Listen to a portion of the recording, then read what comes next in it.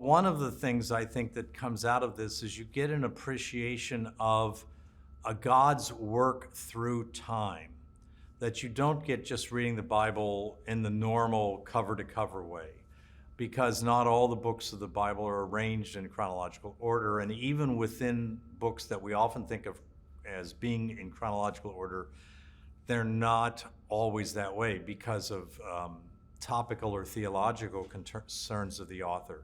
So by reading it in a chronological order, you kind of begin to see, oh, this is where to place Job. This is where Paul's missionary journeys are in relationship to all the other things that go on in the Bible. So I think that is very important. I think you also get an appreciation for what God was doing in history. Christian faith believes that God did certain things at certain times. Most importantly, that on a certain day, Jesus walked out of the tomb. And unlike a lot of religions, the fact that God did things at certain times and in certain places is critically important to the Christian faith. That's not so in many religions.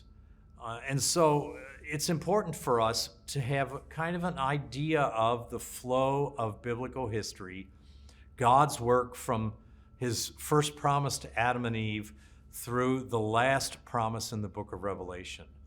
And that gives us a way of understanding how much God was committed to redeeming humankind, that the Father who gave his Son and the Spirit who reveals the Son was working in history.